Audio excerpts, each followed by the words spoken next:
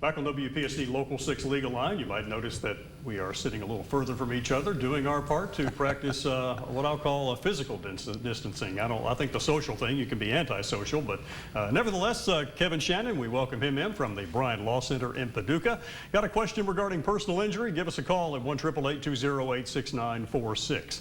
And we have a question from Rhonda who says her son was in a car wreck last week. The other driver did not have insurance. So how can she get her son's hospital bills and car paid for?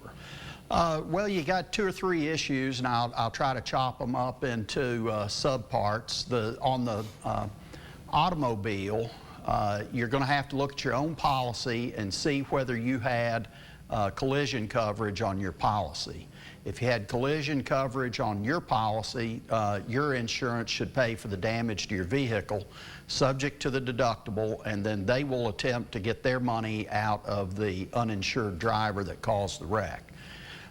If you don't have collision coverage on your policy, then you're not really going to have much of a choice than to try to get your money directly out of the uninsured driver.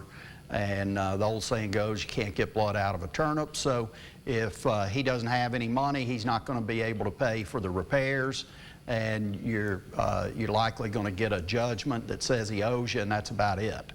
As far as your son's bills go, your insurance should pay the first $10,000 in medical expense that your son incurs. After that, you'll have to look to your own policy for what's called uninsured motorist coverage, and you should have that. Most policies have uninsured motorist coverage. The only way you're not going to have that is if you had specifically rejected it in writing. Most people don't do that. We have a question that, if I can decipher what this says, it says Zachary's insurance company wants him to give a statement about my accident. So it sounds like they're going to a third party there to get a statement about this person's accident. Should he do that to speed up getting my claim paid? You have a duty to provide reasonable cooperation with your own insurance company. So if they're asking you to give a statement about how the accident happened, then it's likely you're going to have to give that statement. There are, you know, some obvious situations where you're not going to be required to give a statement, at least immediately. They're generally pretty sensitive to injuries and illnesses. Whether you're on pain medication, they want a good statement. So, but assuming you feel like it, you're competent to give the statement, then you have a duty to cooperate with your own insurance company in their investigation of a claim. I don't know that it'll speed the process up a lot, but I'd certainly give it to them if that's what they're asking for.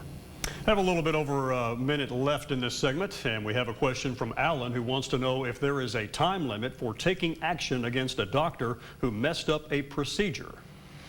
Yes, there is. That would be called a statute of limitations. It's kind of a fancy phrase for legal deadline, and your legal deadline or statute of limitations on a medical malpractice case in Kentucky is 1 year from the date you knew or reasonably should have known that the doctor may have messed up and caused you injury or harm. That's kind of a sliding scale, so I would suggest, just to be safe, you assume you have 1 year from the date of the actual procedure within which to either get your claim settled or to get a lawsuit filed. Kevin Shannon of the Bryant Law Center in Paducah has been our guest on this edition of Local 6 Legal Line.